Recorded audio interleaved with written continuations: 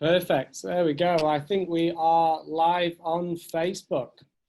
So we'll have the Facebook live chat up in there, and then we are good to go. So welcome everybody for this live session around public speaking and overcoming fear. So as people start dropping in there, if we can just start the engagement, just popping in there how we're all feeling today. How's it been? Hey, Neil, Lauren. Great to have you on board. Jared, pleasure to see you. We're just seeing a few people dropping in. Hello, Mandy. How are we doing? Good to see you all. Leslie. What we'd love to do as people start coming in here, I'm going to introduce Mr. Anthony Laye in a little while. If we can just pop in the comments section what we're looking to get out of this session today, and we'll make sure that we can proactively cover as much as we possibly can over the next 45 minutes or so. With the time that we've got to our hands as well. Perfect. All right, we will go live. So today we are going to be covering effective presentations and communications, being able to overcome the fear of public speaking. Obviously, sales and presentation goes pretty hand in hand. So very excited for this session and ready to give as much value to each and every one of you over this next 45 minutes. So for those who don't know already, Mr. Anthony Laye is a professional behavior expert, mentalist, speaker. So please grab your pen and paper and water at the ready, because this is going to be very, very quick, super practical and high amount of value. So hopefully we are ready and raring to go. So just a quick why in the chat for people ready on Facebook, and we will get into the session. So who is Anthony Laye? I will not cover too much, but I will cover as much as I possibly can. So prior to becoming one of Australia's top speakers and entertainers, Anthony started running a joinery business back in the southwest of England at the age of 21. Long story short, in 2019, moved over to Australia, where quickly performed 40 live shows in 40 nights in 40 venues around Australia to raise money for the amazing McGrath Foundation. In 2012, became the first ever mentalist to perform on Australia's Got Talent, and actually made it to the top 3 of the semi-finals as well. And in 2014, joined the cast of the world's largest magic show called the Illusionists, performing over 850 live shows, and has been seen more than by 5 million people on TV as well. So it's an absolute pleasure to have you, Anthony. I first met you maybe 12 months ago at the rooftop bar in Surfers Paradise. It was just an awesome session. So I appreciate you've been a part of this. This is going to be very, very practical and a lot of value for people coming on tonight. So how are you, Anthony? Firstly, thank you for joining. I'm very good. Thanks for having me on. It's great to be here. Great to be able to share some of my knowledge with you, some of my experiences to help you and everyone who's watching just have some real practical takeaways that you can take from this and start to implement straight away. And you'll notice a difference in the way that you communicate and the way that others respond to you. So yeah, super excited to be here. Perfect. Before we get into this, I'm sure there's a lot of people maybe thinking inside the chat as well. Anthony, what is a mentalist? Please summarize that for us, because I'm sure there's some people who've got different contexts of what a mentalist actually is. Yeah, so the easiest way for me to describe what a mentalist is it basically means that I am a professional liar. And I lie by pretending to be psychic. So what I do is I stand on stage, I make it look like I am reading people's minds, but in actual fact, what I'm doing is I'm using strategies and methods and psychology and an understanding of people to create the illusion, I suppose, of having these apparent Jedi kind of mind reading powers.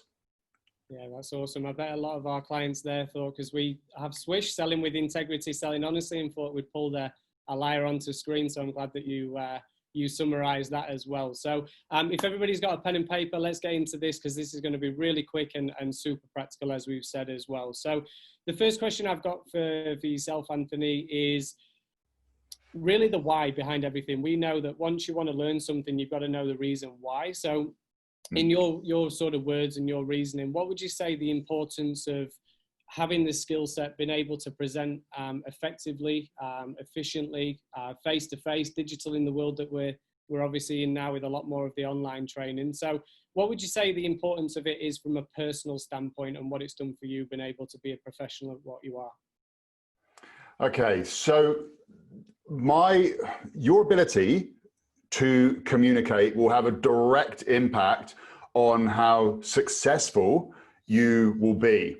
Mm-hmm. Now, if we rewind back to when I was 21 and I started my first ever joinery business back in the UK. Now, being 21, starting a business, at that time I had long hair, a little goatee beard. I was trying to look like a really cool surfer, instead just looking like a complete nerd.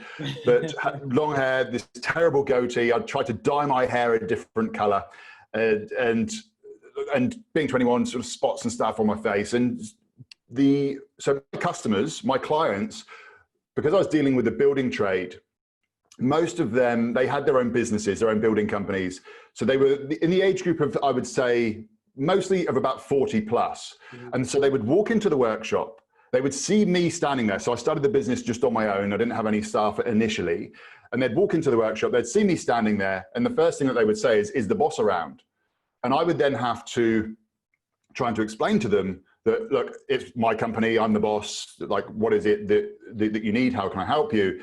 And they would just look at me with these very skeptical eyes of, there is no way that somebody who looks like you and communicates like that is going to be able to solve my problems. Yeah. So I learned very quickly that the way that you interact with others, the way that you act and behave, and the way that you present yourself has a huge impact on how other people will perceive you. So I took a very quick, I suppose, crash life course in communication skills and really changed the way that I communicated, so that as soon as somebody walked in to the workshop, I would instantly be able to own that space. They would instantly know that I was the person who was in charge, and they would buy into that straight away. So that was my first, I suppose, learnings of communication. And since then it's gone on and it's moved into the public speaking world. But I want to draw something out for you to really explain this. And this is me now taking everything that I've learned over the last, so I've been involved in the entertainment world for over 20 years. Mm-hmm. So taking everything that I've learned from the entertainment world and being self-employed, having my own business ever since I was 21, mm-hmm. I've refined it down into this. So ultimately, you want to, as a communicator, you want to be able to establish authority, mm-hmm. you want to be able to have impact, and you want to be able to influence. That's then going to give you the ability to be more successful. Whatever successful is for you, that might be selling a product, that might be trying to get your message out to the world. Whatever you class as success, you still need authority, impact, and influence.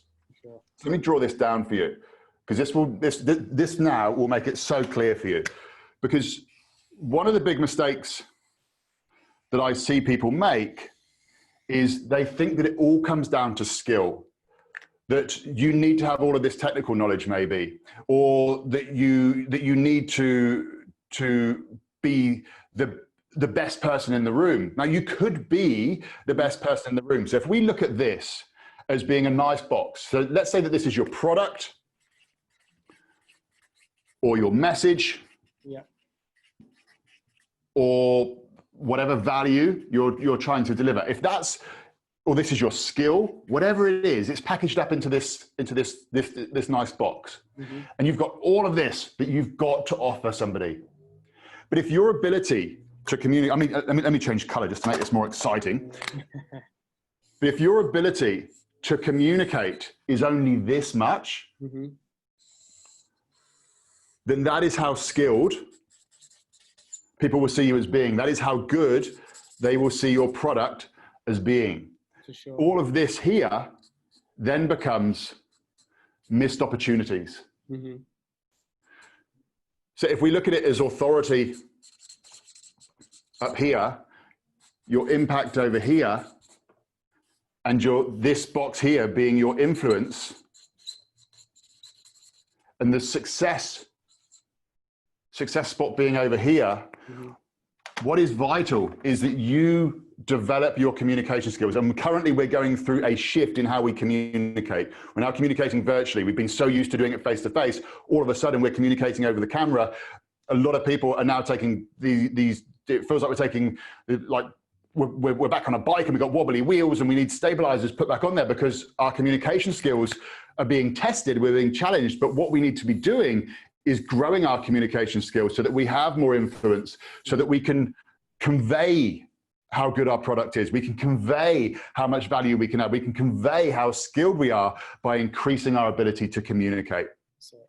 That is the reason why communication skills are so important, because you could be the most skilled person in the room, but if you cannot communicate that, then no one is ever going to see how skilled they are. They're just going to see how good how good your ability is your ability to communicate.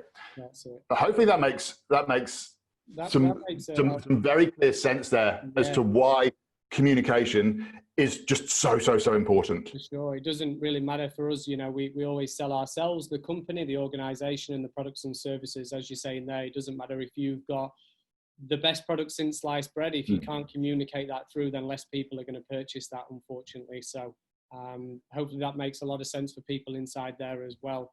Would you say, going through the changes of the physical face-to-face sort of presenting as opposed to the way we're doing now, would you say the similar sort of concepts would align, or would you feel there's a big shift with the digital presenting now?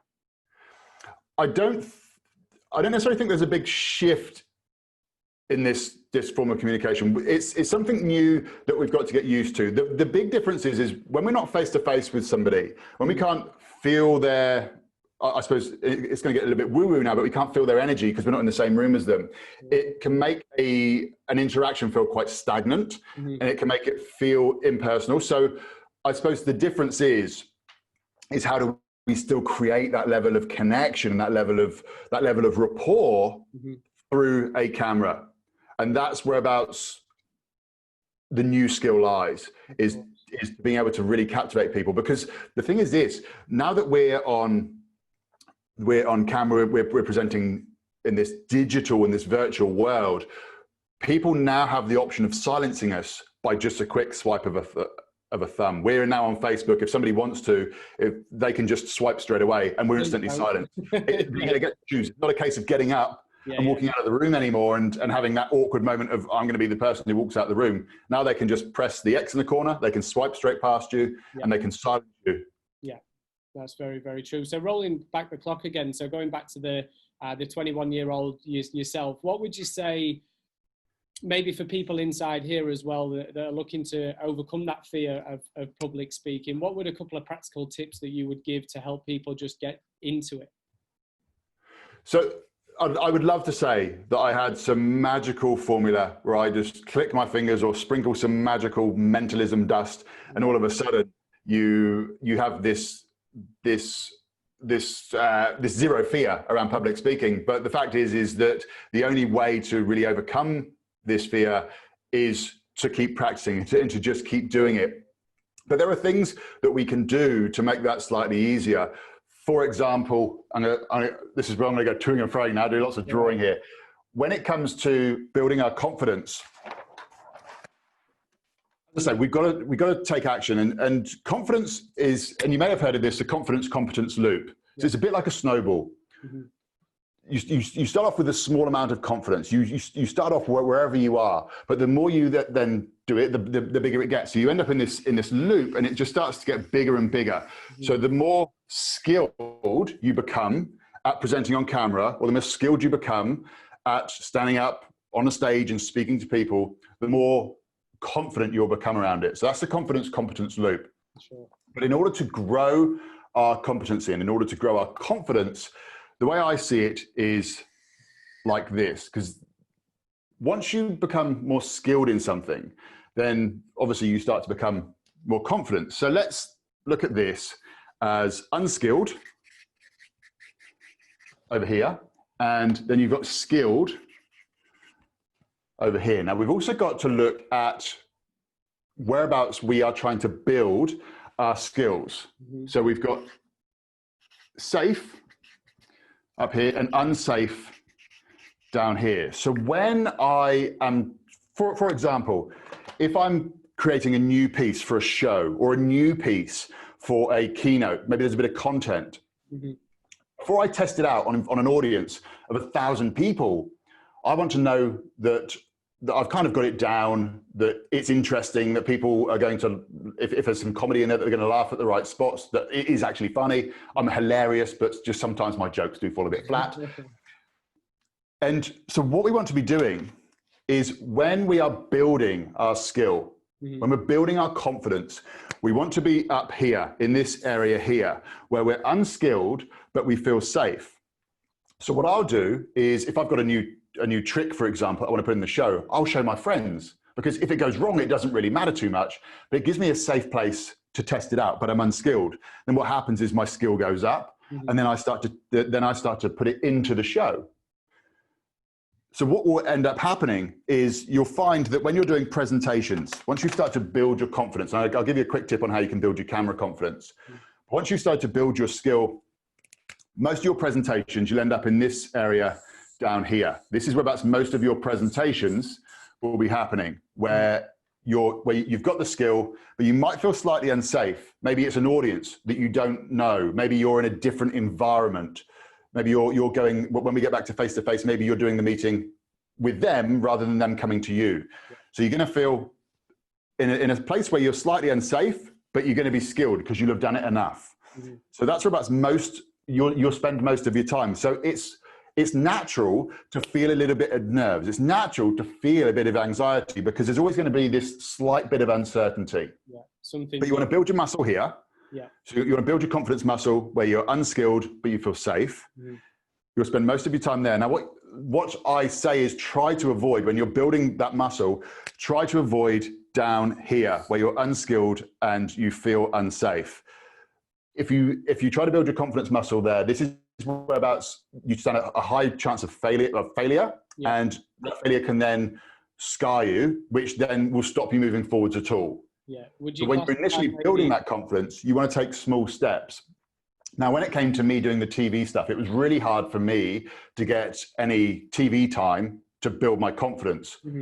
I built up the skill enough that when I went into that unsafe zone, because let me tell you, even now, any live TV that I do, I'm absolutely bricking it. It's really scary because it could go wrong and then it's going to be on live TV. But I've built up the skill enough that if it happens here, I should be able to get myself out of the situation should anything go wrong. Once you end up in this area here where you're safe and you're skilled, that means that you've plateaued out, and I would say you want to up the game, do something slightly different to get yourself back out of your comfort zone. It's good to be staying down here. So when it comes to building your confidence around going on camera, the good thing is, as I say, confidence is a bit like a muscle. We've got to train it. We now have mobile phones that can do video in our pocket. So there is no reason why, if you want to get good at speaking on camera, just grab your camera every single day, choose any topic at all that you want, and just speak for 60 seconds and record yourself and just get comfortable speaking into the camera. You don't have to post it. You don't have to do anything with it, but just get used to speaking to the camera. And then over time, you'll start to find that, oh, this is all right. And then you'll start to post things. And then after another short period of time, you'll go, oh, tell you what, I'm going to go live now. I'm going to do a live. But use your mobile phone as your confidence gym to just get used to speaking to the camera. Because a big part of it is just getting used to speaking to a black lens rather than speaking to actual faces. I think it's just when it's a different feel, you know, when you're unskilled and unsafe, for me, that's where you take a lot of inaction and you're not actually putting things into practice. For me, I've been in sales for 15 years. I've always been telecommunication based. You'll know BT back in the UK. That's where I started my journey in a call center of 3,000 people. So you put a headset on and I feel like I'm confident the same as yourself to talk to anybody. But this has been a very new process. So as a quick sort of practical in there, one thing I did internally was do a lot more internal meetings with the business via video sort of screen to build up that confidence that you're saying. And, you know, now I'm doing live training every Tuesday and starting to have guest speakers like yourself on our show. So it's like you say, it's just getting in there to really do it, you know? Yeah, that's amazing that you've taken that opportunity. And like you say, doing it within the organization has made it, you've been doing it in a place which is relatively safe. You can get the feedback from the team.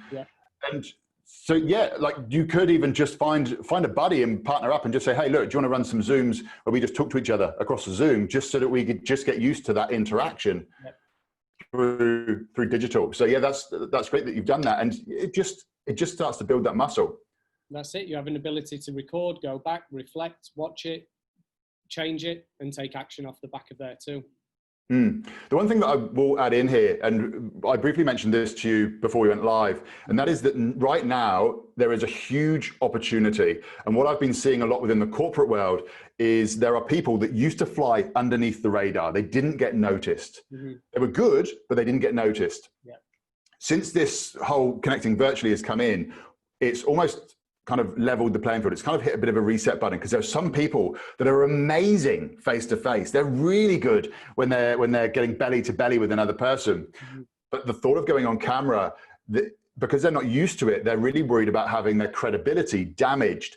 And so what's happening is some of these people that have flown under the radar before have embraced this technology of speaking virtually, and they've started creating videos. They've started connecting with clients in this digital space.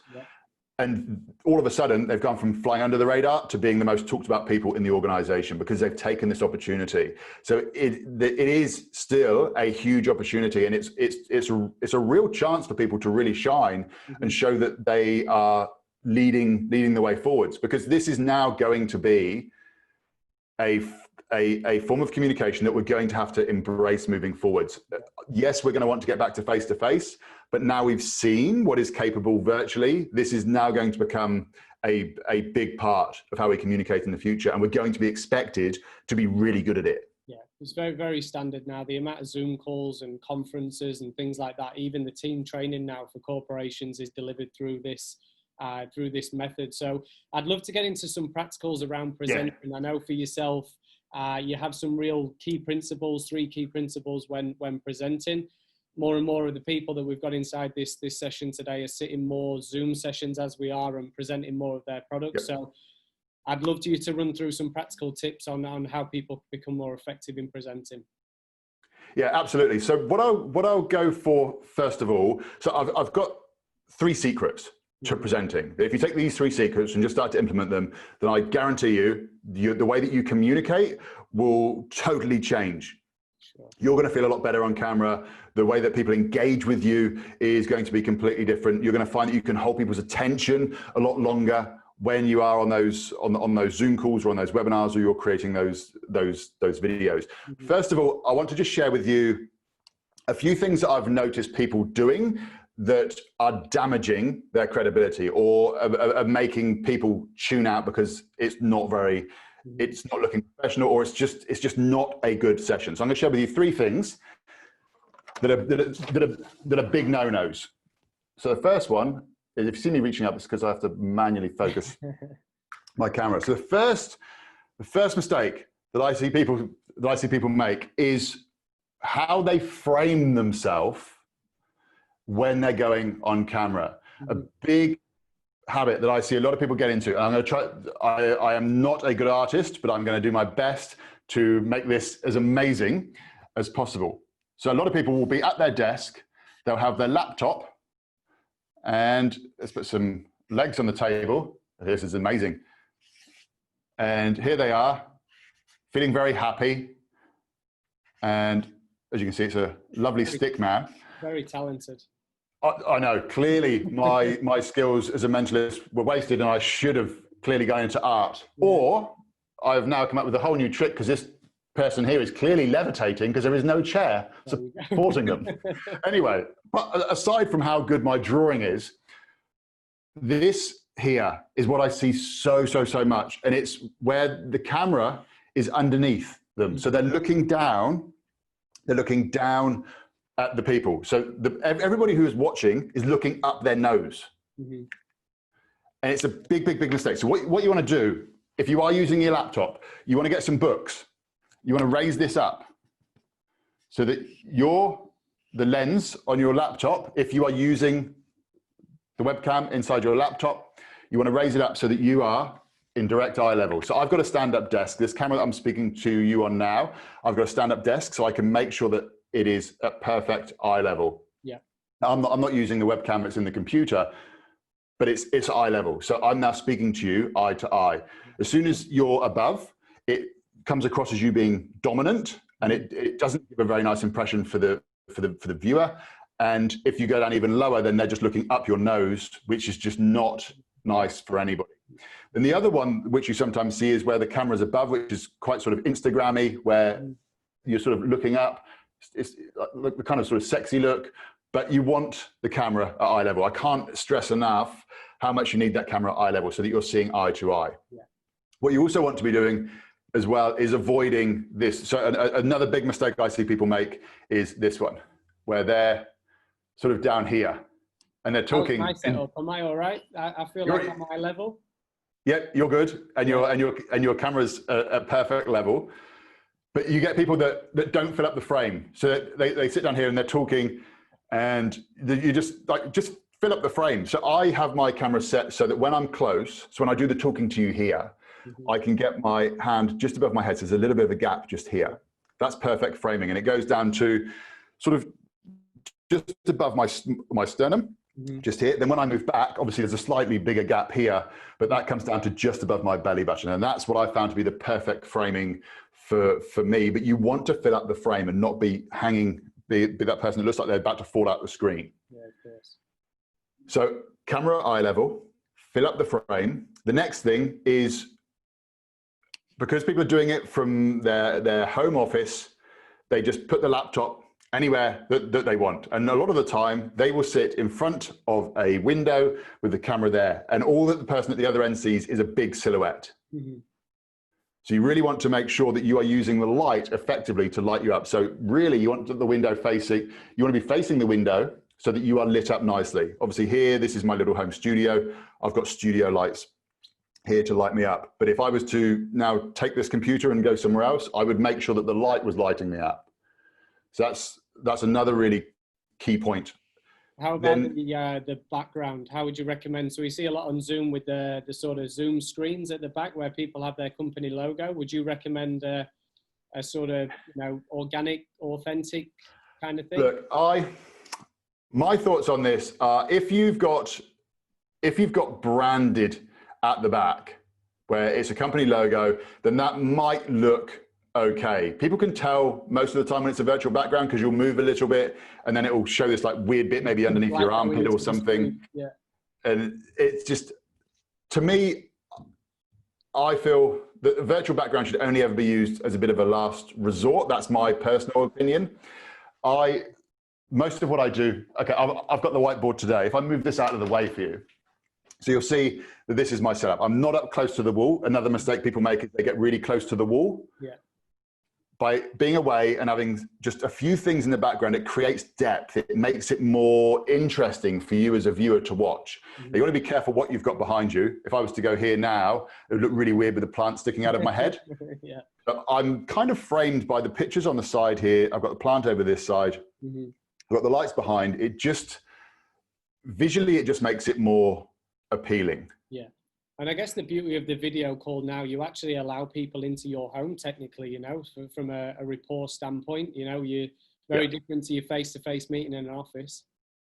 Yeah, you do. And so remember, people are going to be judging you based on what they see. So you could be, again, it's a situation where you could be the best dressed person, or you could have the best suit on. But if in the background it's a total mess, then the person is going to go, well, that person's not very organized. Yeah. Like, look at the state of their room. Yeah. If this person's going to sort my problem out, I don't think they're going to be able to, because they're clearly very unorganized. So I don't really want to deal with this person. So your environment will also say a lot about you as a presenter. So yeah, so think about the environment. What have we gone for so far? We've gone camera eye level. We've gone fill up the frame. Yeah, fill up the frame. Think about the environment behind you. The lighting. Make sure the lighting. So the window behind you. We've gone for more than 3 here. Yeah. And the last one, 2 more actually. 2 more. 2 more. We get carried away now. So the next one is, what was I going to say? Okay, if you are doing a Zoom call or something on a mobile phone, turn it horizontal. There is nothing worse than seeing somebody who've got where it's all just blacked out on either side because they got their phone vertical. Our eyes, I remember I was speaking to a photographer about this when I was on a cruise ship working once, and they said that if you're doing an Instagram story or a Facebook story, then yes, have the camera vertical, but for everything else, go horizontal. Our eyes are on our head horizontally for a reason, and we prefer to see horizontally. Your eyes aren't on your head that way, so it's not normal to have it portrait unless it's an Instagram story or a Facebook story. So, and especially on Zoom, because it's set up so that it is widescreen. If I was to now switch to my phone, I would end up with these two just darked out areas either side, and it would be a narrow video. So good to fill the screen. Yeah. Awesome. Yeah. So that's the phone, and then the final one is when you're communicating, when you're on a Zoom, look down the lens. It's so easy to look at yourself instead, because let's face it, we're all very attractive and we want to look at ourselves, but what we need to be doing is looking down the lens to make that connection. And so many people cannot help themselves. And the amount of people that I have coached, and even after like 4 weeks of coaching, I'm ringing them up and saying, that video you just did, why were you looking at yourself? You need to look down the lens. Now, in this session here, where it's a Zoom session, it's slightly longer. So there will be times where I move my head off. Maybe I'm looking at a quick note that I've made, or maybe I'm trying to, if I'm doing a Zoom, I might be looking at comments. But the majority of the time, I will be trying to look straight down the lens. If I was to now look at myself on the screen and then start talking to you, there's a complete disconnect between me and you. By looking down the lens and actually speaking to you, it creates this massive amounts of connection. So that is my fifth tip. That's my fifth, what not to do. So if we go back to the beginning again, they were, help me out here, Chris, because I think even I've forgotten what we've covered. So make sure the lens for the eye level. Yeah, lens at eye level, fill up the frame, sunlight behind you, avoid that. Then it was, so that was number 3. Keeping the eye contact throughout the interaction. So looking at eye contact throughout the interaction. Oh, and go horizontal. And go horizontal, so you don't have the black down there as well. So they're the 5 big mistakes I see a lot of people making. Don't make any of those, and you've already upped yourself above everybody else. I was here to be a student. I've learned straight away. We can see Matadi. Great to see you as well. Mandy, I've learned some great lessons in there. I think from a demonstration perspective, you know, like when we're on there showing people our training program as well, I feel like you know what's going on in the system, but the more that you keep the contact to the screen, the more the customer is going to engage and interact with you. So that was an awesome practical tip. People are very guilty, so thank you for that. Yeah, absolutely. I am going to move my eyes away because I am just about to write down one thing, which I don't want it to leave my head because I want to share it with you, but I don't want to share it just yet. But unfortunately, I think it might be about to disappear. It might have disappeared. It'll come back to me again in a moment. But okay. Whereabouts do you want to go from here? So I've told you what not to do. What do we do when we're presenting? What do you do? Okay. What's the key principles in presenting? Here we go. Now, what I'm about to share with you is going to be absolute gold. It sounds very simple. It sounds like it's only 3 things. They're not going to make that much difference.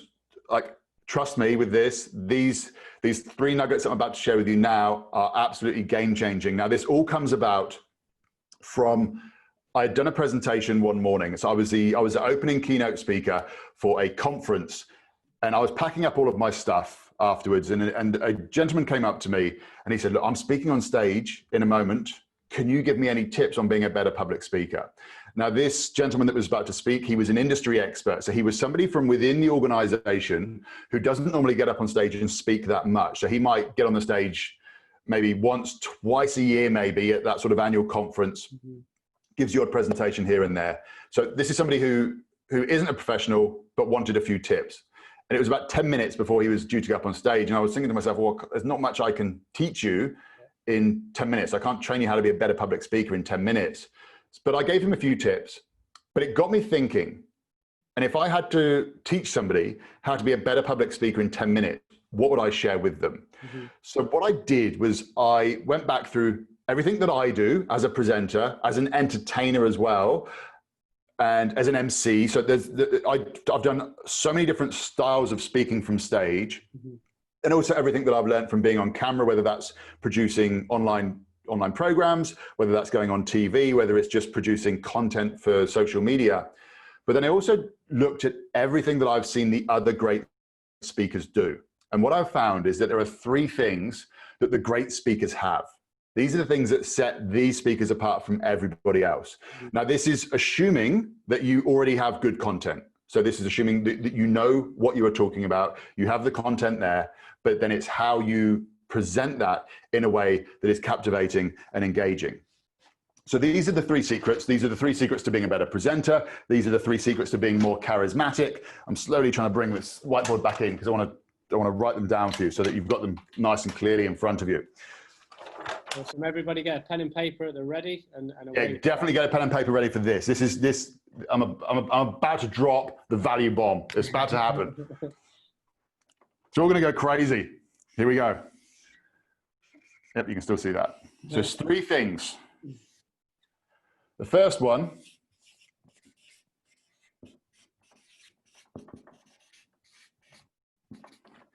is confidence.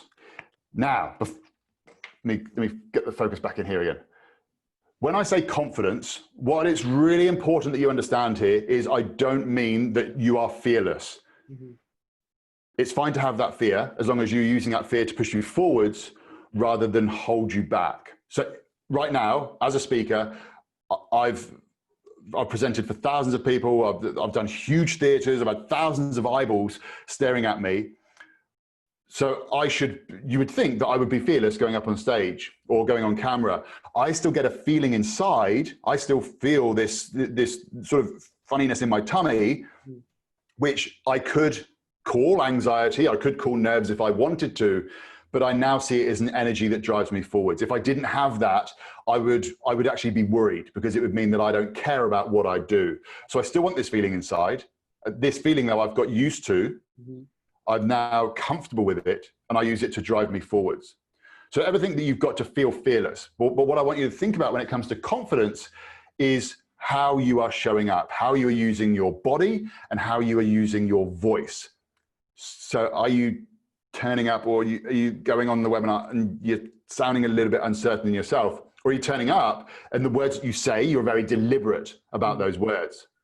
So you could still have the fear, but if you are very deliberate in the words that you say, and instead of umming and ahhing all the time, you learn to add in a pause, it's going to make you sound more confident. And then think about your body. Somebody who is nervous, somebody who is not feeling good about being on camera, they're probably going to make themselves small. I mean, if I had started out today's webinar and I was a bit like this, maybe swaying backwards and forwards, that's another big one that people do when they're nervous, is they sway backwards and forwards. I can almost guarantee that you're going to get really tired of watching me if I sway backwards and forwards. So you've got to stand firm and just think shoulders down and back. And the weird thing is this, because the mind and body are connected, the way that we feel shows up in our body. And because it's a loop, we can use our body to change the way that we feel. So even if we are feeling that little bit nervous when we're about to go on camera, or when we're about to walk in front of a group of people, if we hold ourselves in a way that displays confidence, and if we speak very deliberately and with certainty, we actually hack into our mind and body loop and we start to feel more confident in ourselves. Which is why I always say to people, if you're going to rehearse anything, rehearse your opening line or your opening couple of lines, that first 30 seconds. And this is one thing that I found really helpful for me, is that first 30 seconds, if I can nail that, it sets me up for the whole thing. It allows me to calm down. But I get that first 30 seconds. I don't script anything else. I have a structure of what I'm going to talk about.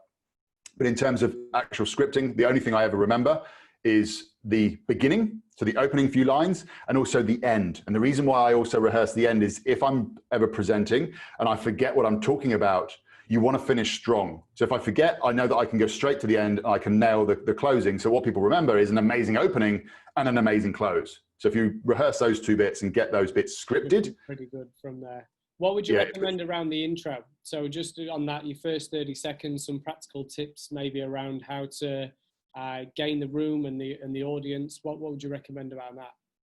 So what I'd recommend around that is, and So I've got a process that's called the 60-second video generator, which is what I created for short form content. And this came about from doing a lot of TV stuff and the way that they wanted content presented. And that is to start with a problem. Mm-hmm. You open up with a problem. So one of the biggest problems I see are people, they fear going on camera, which means that they're missing out on opportunities. Hi, my name's Anthony. And then I'd introduce myself. So rather than introduce yourself on video, because people don't really care who you are until they care what you can do for them. You're in the right, for sure. So by starting with a problem, because human beings are problem solution orientated, once they hear this problem, they need to hear the solution. So then it's going to hook them in. So it's a bit of a psychological trick that you're playing, but you want to highlight that problem in the first few seconds. Mm-hmm. So the way that I would normally start a lot of my videos on my say on Facebook or Instagram is either one of the biggest problems I see, one of the biggest challenges I see, or one of the biggest mistakes I see people make. By starting with one of those three, it just hooks people in straight away. Brings that attention in there. So yeah. That's awesome. Yeah, some great advice. People are loving that inside there. So confidence, awesome. That is obviously the first process. Moving on. So the next part. So confidence, massively important. Yeah. But yeah, just to summarize that again, confidence, just think voice and body. How are you showing up and how are you using your body? That's number one. The second thing is I'm going to give you my word. I'm going to give you two other options as well, but this is the word that I use, and that is energy. How are you showing up on camera? Are you turning up and you're really not that bothered about being there? Or are you turning up like you're ready to go, like you are about to present for a room full of people? Because when you're on camera, you could have a Zoom room of 100 people. And if you come on and you present and you're just not really that interested in what you're talking about, people are going to sense that. And they're going to go, well, if you're not interested in what you're talking about, if you haven't got any energy, then why should I? Yeah. So you've got to send that through the camera. While I'm very practical in my nature, there is the one, and because I'm corporate, I kind of have to not go too woo-woo and start to go out there into all the weird sort of wonderful stuff. But the one thing that I do believe in is a transference of energy. And the one thing that I have found is that you can do it through the camera as well. I was really worried about this when we started to go virtual back at the start of the whole COVID thing. Because when I'm in a live setting, it can almost be like an energy wave that moves out across the audience, and it can completely transform the audience and get them totally on your side. But the same thing has to come on camera, and it's still possible. If you have a good intent in your mind as to how you want people to feel when they're watching you, that will come through the camera. Now, the camera takes about 20% of your energy away, so you want to come in a little bit harder. Now, I use the word energy, and that scares a lot of people off because some people are just like, well, I don't want to look like I've had 3 cans of Red Bull. That's my presentation style. I'm very animated. I get super excited whenever I'm presenting because I love what I do, and I know that it can make a massive impact. And so I get really excited, and I get this whole energy thing happening. But there are also some great speakers out there that can really hold an audience and create that feeling. Mm-hmm. But the word that I would use for them is a passion or enthusiasm. So just another way of describing it that doesn't sound quite so, which the energy word conjures up a fair bit. So and a really good way to see this is look at TED. There are some speakers who you would class as being quite introverted, the kind of people that probably wouldn't normally get up on stage and speak to a room full of people. These are people that are highly skilled, but what they've been able to do is take all of that knowledge, and then again, this comes back to the square that I drew at the beginning, but they're able to communicate it. Simon Sinek, for example, an amazing speaker, doesn't necessarily come to it with the energy that I do, but he comes to it with the passion, and you can hear it coming through in his voice. You can hear it come through in just the way that he conveys that message. You can feel the passion is there and the enthusiasm for what he is talking about. So don't think that energy means you've got to be leaping about all over the place, but you've got to be interested in what you are saying, because if you're not interested, then how can you expect anybody else to be interested? Yeah, and I guess that then will feed back into the confidence. The more energy that you're giving, and receiving back from the audience, the natural byproduct from that is your confidence will grow, meaning the communication will improve. Absolutely. Yeah. This I cannot stress enough. A lot of people think that they're coming into a video and they're being really energetic, and they're actually not. People don't realize what it is like to actually really like show it through the camera because they're worried, because we haven't really communicated that way for such a long time. Yeah. I get to stand on stage and present every single week. Well, obviously not right at the moment, but so I've now, I call it stretching the wrapper, which is we become so, as we go through life, we become socially conditioned to sort of shrink in. But as a public speaker, it's allowed me to expand back out again and be more of myself and just really enjoy sharing my message with people, really enjoy sharing what it is I have to share, because I know how impactful it is. And it's just allowed me to stretch that wrapper and be more passionate, be more energetic, be more enthusiastic whenever I'm talking.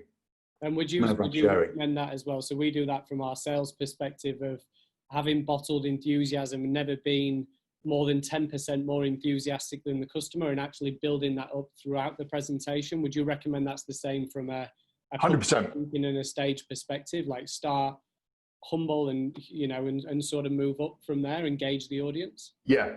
So it's slightly harder because in the virtual space, but if I've got so I will normally, if we're talking about a live setting now, I'll normally gauge the room. And I'll do that. I'll watch like the speaker before, or I'll spend 15, 20 minutes in the room before I go up on stage just to get a bit of a gauge of the room. I'll then come out on stage above them, so an energy level above them, but not bionic level just yet. But I will take them on that journey, because they will naturally, through mirror neurons, they will be influenced by the way that I interact with them, and they naturally have to come with me. It's just they're hardwired to do it. I'm the person up on stage. I'm the authority, so they have to mirror me. And there's not that many audiences that I haven't been able to win over, and it's purely through my energy. But it is about coming in just above them and then taking them on the journey. I've seen a couple of entertainers who are super high energy go out to do a show, and they've come in too hard too early. It scares people off. It can. And people are just like, whoa, like, who are you? Like, chill out. Yeah. Whereas on the flip side, like you said, if you come in with zero energy, then you're just not going to get that connection as well. So there's obviously a fine line to nailing that, depending on the room, the group, the people that you're speaking to, and naturally, you know, increasing that. Yeah. And so with virtual, because you don't know who's on the other end, you don't know what sort of mood they're in. You might have somebody that's sat there, they've just got out of bed. So you can't really gauge it because you're not there. Yeah. So if you were to watch this back now, because this is what I'm sharing with you is what I'm doing. If you go back to the beginning, you'll notice I'm not quite so energetic, but I now know what sort of level I can come in at that will be engaging, but not so much that you're going to go, whoa, like this guy's crazy. But if you were to now fast forward it through, you'll see that I'm now much more energetic. I'm much more passionate about what I'm talking about, because I've ramped it up, because I know that I can do that over a period of time with you. And it shows that it works through that, because prior to moving to energy, we had a comment from Mandy saying that your energy is epic. And that's before we went into the energy. So that's showing that obviously people are into that. Yeah, I'm so glad somebody wrote that, because it is so important. There is like confidence and energy, and like, get this third one, and you guys are going to be on fire. It's going to be amazing. So confidence, energy, and I'm now going to share with you the last one, because I've just seen what the time is, and I want to make sure that I unpack this properly, and if we have got any questions, we can answer them. The last one, I normally get people to guess, and then I look in the comments. I can't see the comments, so I'm just going to tell you. I can, so please drop questions in. If you have any questions, we have 12 minutes to go. So Anthony's going to run through the last part. Any questions, please drop them in. Thank you. The last one, and you're going to write this down, and you're going to go, I didn't see that one there coming. But the last part is contrast. Okay, now you're probably thinking, what contrast? What do you mean? By adding contrast, you make yourself more interesting. You see, what happens a lot of the time, and I see this time and time and time again, especially with people presenting on video, is they will get into one speaking style, one performing style, one communication style, and they will stick with that the whole way through. What happens then is you become monotone, not just in your voice, but also in your body, and then you become boring. The reason why a hypnotist can put people to sleep is because they use hypnotic language, and part of that is to tap into the subconscious brain. And by speaking in the same way the whole way through, by looking to my eyes and really concentrating as you're looking into my eyes, I want you to breathe in and out. What it does is it causes a subconscious brain to go to sleep, because our subconscious brain is constantly looking to save energy. So if you come on as a presenter and you communicate in exactly the same way, the whole way through, use your voice exactly the same way the whole way through, what happens is the viewer's subconscious brain starts to predict what's going to happen, and then it tunes out, it turns off, it stops listening to you. So by adding in the contrast, and these tips are for virtual or physical, or face-to-face, or just in a normal meeting, you just dial it up or down depending upon the size of the audience. But by adding in that contrast, by making things different, you constantly wake the brain up. You constantly give that person little hits of dopamine, which keeps them excited, and like, oh, this is really awesome, what's going to happen next? So what you'll have noticed in the way that I present is, at times I'll be really fast, but then there'll be other points which I really want to land, and I will slow my pace down. I'll also change my voice and the way that I do it. I also feel a lot of the words, so I don't sound robotic when I'm talking. I use my voice to really sell each and every single word, and I'm a big gesturer. I'm moving around a fair bit. With this as well, the other contrast that I've added is I'll be talking to you here, and then I'll come back over here, and I'll do a bit of drawing. That is visually interesting for you as well, because you're sort of going, okay, you're talking to us, and now you're doing some drawing. Oh, this is great. So I know that I can hold an audience for a long period of time by adding in the contrast. Mm-hmm. That is, this final part here is such a big key, and so many people are not adding in that contrast. You will come across as so much more charismatic on the camera. You're going to come across as so much more credible as well if you have the confidence, the energy, and the contrast. By just combining those three things, mm-hmm.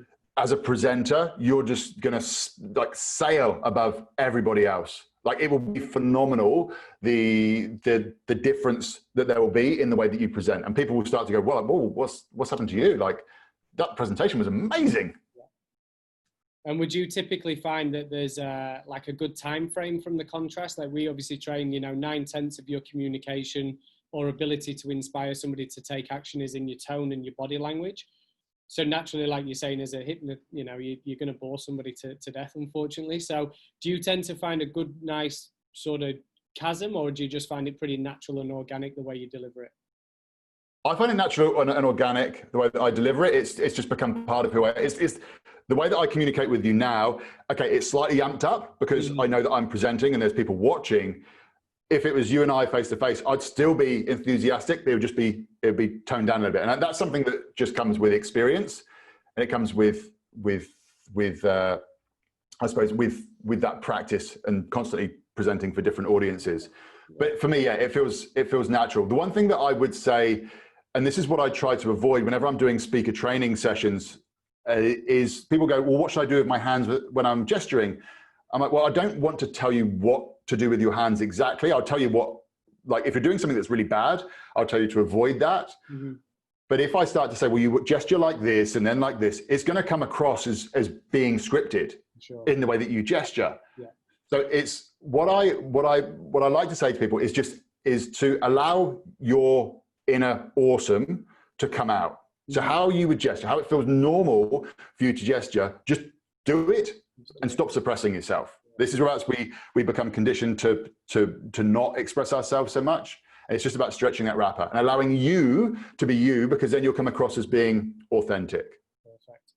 That was awesome. We do have a question as well from Matadi. So, Anthony, how do we transition from one contrasting tone to the other? So just do it. By just having that question, it sounds. Did you say it was Tardy who asked it? Matadi, yeah. Matadi. So it sounds like you're overthinking it. Now, let me just quickly draw this. What happens a lot of time is people, they will communicate, so they'll have their default communication line. That's how they communicate normally. Then they might get a little bit excited sometimes and they shoot up to here, and then maybe they try to be a little bit more serious and they'll dip down to here. As communicators, what you want to try to do is to take people on a bit of a dance with your communication. So you almost want to be almost treating it as a bit of a wave. Mm-hmm. So that it's not suddenly like you're really excited and then we're going to go back to normal again. You just take them through this sort of gradient. And one of the ways that you can do that is the way that you feel the words as you're saying them and that coming in. And then I can come back over here. And once again, I've managed to speed it up by going ooh to here and then bring it back to here. And you can use movement in body to do that as well. Naturally, you can start to sort of gesture a bit more. And once you start to gesture more, it will start to speed up your voice change the way that you're using your tone. So just focus on making it more of a wave than trying to step between different levels. Absolutely. Not many people want us to leave. They want us to stay and keep rolling with this. So last one from Andy.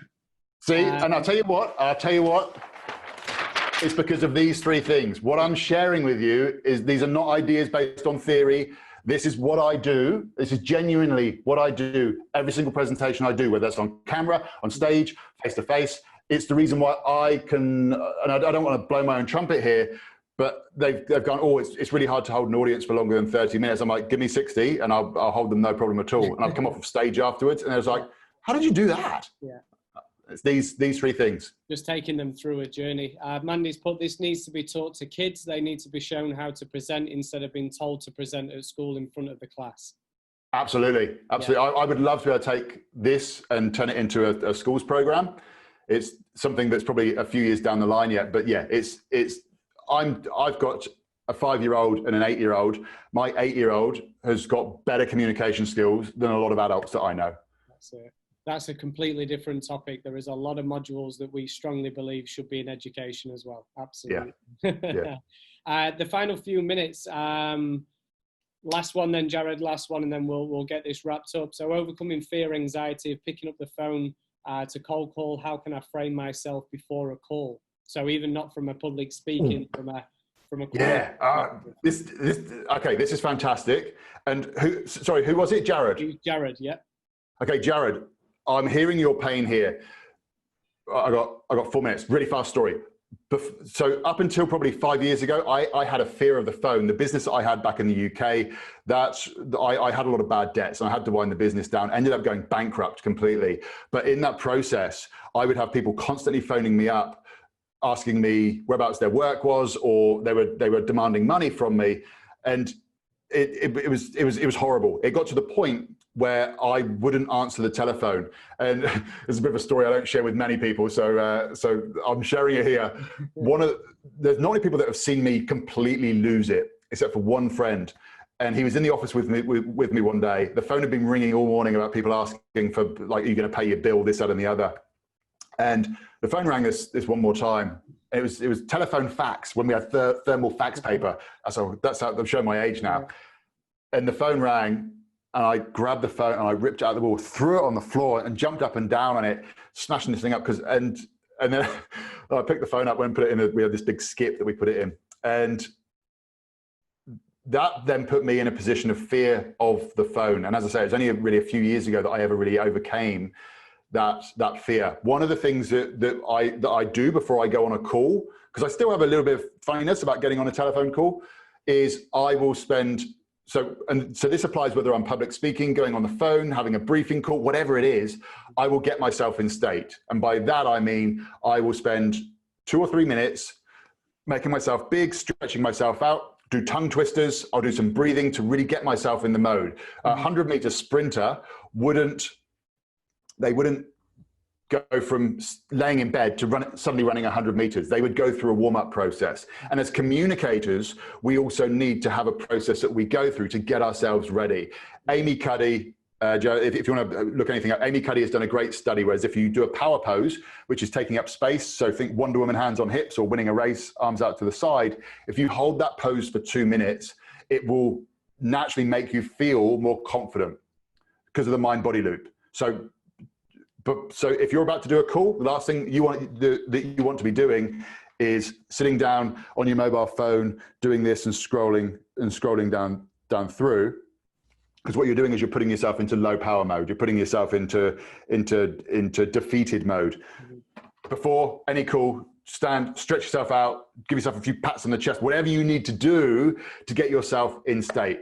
That's how you can overcome the fear of the phone. And in the end, it will just become natural to you, and you'll find it so much easier. I feel like we could share ideas. Maybe I could help with the phone and you could help me with public speaking. So there we go. I feel like we could share a few things there. But Jared, in the academy, have a jump in. And obviously that'll help you with the cold calling perspective as well. Last comment from Brandon. This needs to be put into the training manual. Some really good tips. Everybody's loved that. So Anthony, I just want to thank you for your time this evening. I've thoroughly enjoyed it. Thank you for sharing the value and the bombs that you've dropped, and thank you for your artwork as well. That's been much appreciated. Yeah, we can always auction that off if you want to raise some money for charity. I don't know. Yeah, we'll see how we go with that one. But yeah, I'll let you put a bow on it for the last 60 seconds and sign off if you could. That'd be awesome. Yeah, no problem at all. So look, this thing here, if you get any takeaways from this is what I really want you to take away. Start to implement it. Don't think about all three things. Just focus on one at a time. Mm-hmm. And once you start to get good at one, then introduce another. Don't try and overwhelm yourself with, I need to do all of these things. Just do one thing at a time. Your communication skills will improve. If anybody wants to stay in touch, then you can find me on all of the different social media platforms. I do have an online program, which I'll just bring up there on the screen. I do have an online program, which is currently being offered at a ridiculously reduced rate. So if you want to check that out, that's everything that I know about presenting on camera put into an online program. So you're more than welcome to check that out, or just connect with me on Facebook. If you've got any questions, if there's something that I've said today that you're not quite sure of, that you want to know some more information around, then reach out. I love sharing what I know, because I know that it radically helps people. So don't be scared about reaching out. I'm active inside all of my own social media. It's not if you send me a message, it's me that's answering it. Yeah. That's awesome. Thank you so much. That was very practical. People love that. Can't appreciate that enough. So really appreciate that. Any other questions, please feel free to reach out to Anthony, and he'll be much appreciated to help. Thank you very much. Thanks for having me on, and thank you everyone for your time. I really appreciate you spending the hour with us this afternoon. Amazing. Have a good evening, everyone. Stay safe, and we'll try and get this done again. Thank you.